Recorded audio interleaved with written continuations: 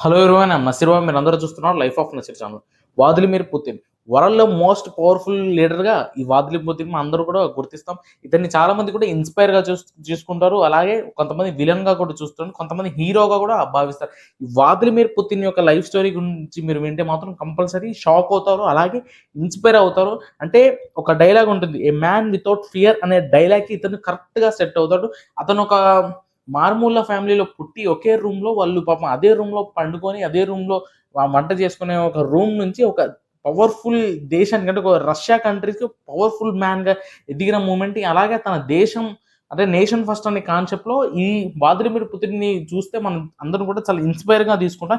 ఈ Vladimir Putin గురించి మనం కంప్లీట్‌గా ఒక ఇంపార్టెంట్ ఈవెంట్స్ అంటే తన చిన్నతనం నుంచి స్పై నుంచి ఒక దేశ అధ్యక్షుడిగా ఎలా మారాడనే ఒక చిన్న చిన్న ఈవెంట్స్ మన ఈ వీడియోలో కంప్లీట్‌గా తెలుసుకుందాం.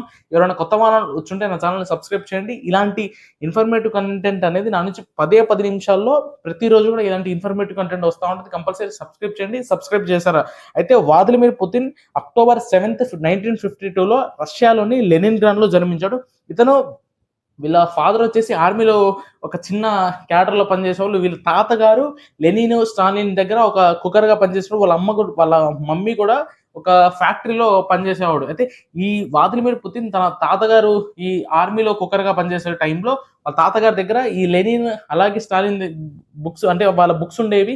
వాళ్ళ బుక్స్ ఏదైతే కమ్యూనిజానికి సంబంధించిన బుక్స్ ఉంటాయో అతను ఆ కమ్యూనిజం ఐడియాలజీకి బాగా అడిక్ట్ అయిపోయాడు. అడిక్ట్ అయిన టైంలో తన దేశంలో స్పైగా పనిచేయాలి. అంటే వేరే దేశంకెళ్ళి రహస్యాలు తెలుసుకోవడంలో ఒక స్పై కేటగరీ ఉంటుంది చూసారా? ఆ స్పైగా పనిచేయాలంటే ఎగ్జాంపుల్‌కి మన ఇండియాలో అజిత్ దోవల్ గారిని చూసుకున్నట్టయితే ఒక పాకిస్తాన్‌కి వెళ్లి స్పైగా పనిచేస్తే అక్కడ సీక్రెట్ ఆఫీస్ అక్కడ సీక్రెట్‌ని మరి తీసుకొనొచ్చి మన ఇండియాలో ఎలా చేశారో అలాగే తను కూడా స్పైగా పనిచేయాలని చిన్నప్పటి నుంచి కలలు కనేవాళ్ళు. ఈ స్పైగా పనిచేయాలంటే కంపల్సరీ లా డిగ్రీ పూర్తి చేయాలి అనే ఒక ఉండేది. అంటే ఒక compulsory must and should degree complete చేయాలనే ఉద్దేశం అక్కడ ఉండేది. అలాగని తను చాలా కష్టపడి చదివి ఈ లా డిగ్రీని కంప్లీట్ చేశాడు. అంటే కేజీబీలో ఫస్ట్ చేశాడు. ఏదైతే సోవియట్ యూనియన్‌లో కేజీబీ అనేది ఒక సీక్రెట్ ఏజెన్సీగా పనిచేసింది. దేనికోసం కేజీబీ అనేది సోవియట్ యూనియన్‌లో ఒక సీక్రెట్ ఏజెన్సీగా పనిచేసేది. అతను కేజీబీలో 1975లో జాయిన్ అవ్వడం జరిగింది. అలా జనవరిలోన డ్రెస్ట్రిన్ ప్రాంతంలో ఒక స్పై ఏజెంట్‌గా పనిచేశాడు. అక్కడ పనిచేసే టైంలోనే తనకు వెస్టర్న్ కంట్రీస్ మీద ఒక నాలెడ్జ్‌ని, ఒక కెప్ట్ నాలెడ్జ్‌ని అక్కడున్న సీక్రెట్స్‌ని తెలుసుకోవడానికి తనకు ఒక అవకాశం దొరికింది. అలాగే మనందరం కూడా రాజకీయ ప్రస్థానం. అతను ఒక స్పైగా పనిచేశాడు. అలాగే రాజకీయ ప్రస్థానం ఎలా స్టార్ట్ అయిందంటే 1991లో సోవియట్ యూనియన్ అనేది విడిపోయింది. ఫస్ట్ మీకు 1991 బిఫోర్ గురించి తెలిస్తే సోవియట్ యూనియన్ అనేది ఉండేది. ఒక 15 కంట్రీస్ అనేవి సోవియట్ యూనియన్‌గా ఉండేవి. అవన్నీ 1991లో ఇది సోవియట్ యూనియన్‌లో నుంచి రష్యానే విడిపోయింది. ఈ సోవియట్ యూనియన్‌లో అతిపెద్ద దేశం ఏంటి అంటే రష్యా. అలా తను సోవియట్ యూనియన్ ఓ ఇది వేరైపోవడం వల్ల ఆ టైంలో అతను తట్టుకోలేకపోయాడు. ఆ తర్వాత కేజీబీ నుండి బయటకొచ్చి లెనిన్ గ్రాండ్ మేయర్ దగ్గర ఒక సలహాదారుడిగా చేరారు. అయితే ఈ జర్మనీలో పనిచేసేవాడు. తర్వాత లెనిన్ గ్రాండ్‌లో వచ్చిన తర్వాత ఈ మాస్కోకి మళ్ళీ తిరిగి వెళ్ళాలి. అంటే ఈ రష్యా యొక్క క్యాపిటల్ సిటీ ఏంటంటే మాస్కో. మాస్కోకి వెళ్ళి అక్కడ రష్యా అధ్యక్షుడి కార్యాలయంలో పలు కీలక బాధ్యతలు చేపట్టారు. అంటే ఆఫీసర్స్ ఈ రష్యా అధ్యక్షుడు ఆఫీస్‌లో ఒక పెద్ద పెద్ద మేజర్ పోస్ట్‌లలో పనిచేసి ఉంటాయి.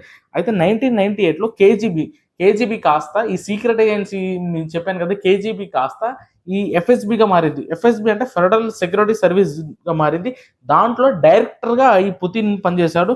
1999లో రష్యా అధ్యక్షుడైన బోరిస్ ఎల్సెన్ పుతిన్ యొక్క పనితీరును మెచ్చుకొని తనని ఒక ప్రధానమంత్రిగా కే నియమించడం జరిగింది. ఈ బోరిస్ ఎల్సెన్ అనే ఒక వ్యక్తి చాలా రష్యా ఫస్ట్ ప్రైమ్ మిని అంటే ఫస్ట్ రష్యా యొక్క ఫస్ట్ ప్ర ఈ అధ్యక్షుడు. మన దగ్గర ఎలా ఉంటుందంటే ప్రైమ్ మినిస్టర్‌కి ఎక్కువగా పవర్స్ ఉంటాయి. రాష్ట్రపతికి చాలా తక్కువ పవర్స్ ఉంటాయి. అలా తక్కువ పవర్స్ ఉంటాయి. అలా రష్యా దేశంలో దీనికి వ్యతిరేకంగా ఉంటుంది. ప్రైమ్ మినిస్టర్‌కి చాలా తక్కువ పదవి ఉంటుంది. అలాగే ఈ దేశ అధ్యక్షుడికి ఎక్కువగా పవర్స్ ఉంటాయి. అంటే ఈ రష్యా కంట్రీస్‌లో. అలా బోరిస్ ఎల్సిన్ అనే ఒక వ్యక్తి ఈ రష్యా ప్రజలలో చాలా నెగటివిటీ వచ్చింది. అంటే తను రోడ్ల మీదనే ఈ చట్టసభలలో మందు తాగడం, ఈ అసెంబ్లీ అలాగే పార్లమెంట్ సభలలో నవ్వుకుంటూ ఈ జోకింగ్ వేయడం, అలాగే వెస్టర్న్ కంట్రీస్‌ని వీళ్ళ రష్యా ఐడియాలజికల్ మీద ఎక్కువగా రుద్దడం ద్వారా ఈ రష్యా పీపుల్కి బాగా నెగిటివిటీ వచ్చిన టైంలో బోరిస్ ఎల్సిన్ అసలు ఏమనుకున్నాడో కానీ ఈ పుతిన్ని 1992లో ప్రైమ్ మినిస్టర్గా చేశాడు. ఆ 1999లో మాస్కోలో ఒక బాంబు దాడులు జరిగాయి. ఆ బాంబు దాడుల్లో పుతిన్ ఉగ్రవాదుల్ని చంపేస్తాం, ఎవరైతే ఇలా ఇన్సిడెంట్ చేశారో వాళ్ళందరినీ కూడా పట్టుకొని చంపేస్తాం అనే ఒక హింట్ అంటే ఒక వార్నింగ్, స్ట్రాంగ్ వార్నింగ్ ఇచ్చాడు. దాని ద్వారా పుతిన్ ఒక హైలైట్ అయ్యాడు. అలాగే ప్రతిరోజు కూడా తను న్యూస్ ఛానల్లో అవపడేవాడు ప్రజల సమస్యను తెలుసుకోవడం కోసం. అలాగే ప్రజలలో ఎటువంటి ఇబ్బందులు ఉన్నాయని తెలుసుకోవడంలో తన యొక్క మార్పును చూపించడం ద్వారా ప్రతి రోజు న్యూస్లో కనిపించడం ద్వారా తను 2010లో ఈ రష్యాకి అధ్యక్షుడిగా అయ్యారు. ఈ రష్యా అధ్యక్షుడైన తర్వాత రష్యా యొక్క ఆర్థిక వ్యవస్థని పాపం చాలా చాలా చాలా బెటర్ థింగ్ చేశాడు. ఫస్ట్ జీడిపి రేటు పెంచాడు, ఇన్ఫ్లమేషన్ని తగ్గించాడు. అలాగే జనాల యొక్క ఇన్కమ్ని 25% ఎక్స్ట్రా వరకు ఈ పుతిన్ పెంచడం జరిగింది. అలాగే ఇది 1991 నుంచి 1999 వరకు కూడా ఈ బోరిస్ ఎల్సిన్ అధ్యక్షుడుగా ఉన్నప్పుడు ఈ రష్యా అనేది ఎకనామిక్ క్రైసిస్లో ఉండేది. ఈ 2000 టైంలో ఈ పుతిన్ అధ్యక్షుడైన తర్వాత ఇన్కమ్ అనేది 25% పెరిగింది. ఈ ఇన్ఫ్లమేషన్ కూడా ఈ 25% నుంచి 6% వరకు వచ్చింది. జీడిపి కాస్త పైకి అంటే జీడిపి గ్రోత్ అనేది రష్యా పెరిగింది. దాని తర్వాత మీరు రీసెంట్ టైమ్స్లో చూస్తా ఉన్నట్టయితే ఉక్రెయిన్ రష్యా వార్ జరుగుతుంది. అసలు ఉక్రెయిన్ రష్యా వార్కి ఎందుకు జరుగుతుంది అనేది చాలా మంది కూడా తెలియదు. కానీ నేను ఒక బ్రీఫ్ ఐడియా ఇస్తాను చూడండి. ఈ అమెరికా యూరోపియన్ దేశాల కూటమైన నాటో విస్తరణ కోసమే ఈ తీవ్రంగా ప్రయత్నిస్తుంది. ఏంటంటే ఇది నాటో ఉంటుంది, నార్త్ అట్లాంటిక్ ట్రీటీ ఆర్గనైజేషన్. ఇది అమెరికా అండ్ ఈ యూరోపియన్ యూనియన్ కంట్రీస్ అన్ని కూడా ఒక మిలిటరీ బేస్ అనుకోండి. ఎగ్జాంపుల్కి మీరు చెప్పాలంటే మిలిటరీ బేస్లో ఉక్రెయిన్ జాయిన్ అవుదాం అనుకోండి. ఉక్రెయిన్ ఎక్కడ ఉంటుంది? రష్యా పక్కనే ఉంటుంది. రష్యాకి ఈ ఉక్రెయిన్ జాయిన్ అవడం ఇష్టం లేదు. కాబట్టి మీరు రష్యాకి ఇప్పుడు ఉక్రెయిన్ అనేది పచ్చగడ్డి వేసిన కాలేంత పగలున్నాయి. బరాక్ ఒబామా ప్రధానిగా ఉన్నాడు, అంటే రష్యా ఈ అమెరికా అధ్యక్షుడు ఉన్నప్పుడు వీళ్ళిద్దరికి మంచిగా ఉండేది. కానీ ఈ ట్రంప్ ఇంకా ప్రధాని అయిన తర్వాత వీళ్ళ వ్యతిరేక పాలన తీసుకొచ్చిన తర్వాత ఈ పుతిన్కి నచ్చడం లేదు. ఎందుకంటే రష్యాలో ఎక్కువగా ఆయిల్ అనేది మనకి క్రూడ్ ఆయిల్ అనేది ఎక్కువగా ఉంది కాబట్టి ఇతను ఎవరికి భయపడలేదు. అలాగే ఈ పుతిన్ అధ్యక్షుడైన తర్వాత రెండు సార్లు కూడా అతను అధ్యక్షుడిగా ఉండడానికి ఛాన్స్ లేదు. కానీ పుతిన్ ప్రైమ్ మినిస్టర్ అయిన తర్వాత రాజ్యాంగాన్ని మార్చేశారు. అంటే మీ అందరికి కూడా పుతిన్ అనేవాడు ఒక నియంత అనుకోండి. అలాగే తనకి ఎవరైతే వ్యతిరేకంగా ఉంటారో అతన్ని కనుమరుగు చేసేస్తాడబ్బా.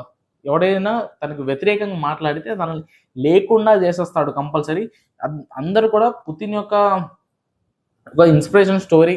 తను ఫస్ట్ బాల్యం నుంచి అతను అసలు ఎలా స్పైగా మారాలనుకున్నాడు, స్పైగా పనిచేసిన తర్వాత అతను ఎలా రాజకీయాలకు వచ్చాడు అనేది మీకు సింపుల్గా ఒక బ్రీఫ్ ఎగ్జాంపుల్. అంటే నేను ఫుల్ లెంత్ స్టోరీ ఇక్కడ చెప్పలేదు, కానీ ఒక బ్రీఫ్ ఐడియాని మీకు క్రియేట్ చేశాను. కంపల్సరీ ఈ వీడియో నచ్చితే లైక్ చేయండి. అసలు మీకు ఈ వీడియో ఎలా అనిపించిందో కంపల్సరీ కామెంట్ బాక్స్లో కామెంట్ చేయండి. ప్రతిరోజు కూడా నా నుంచి ఇలాంటి ఇన్ఫర్మేటివ్ కంటెంట్ కావాలి అంటే మీరు కంపల్సరీ నా ఛానల్ సబ్స్క్రైబ్ చేయండి. అలాగే మీ ఫ్రెండ్స్ అండ్ ఫ్యామిలీ అందరికీ షేర్ చేయండి. రేపటి వీడియోలో మళ్ళీ కలుద్దాం. See you tomorrow. బై.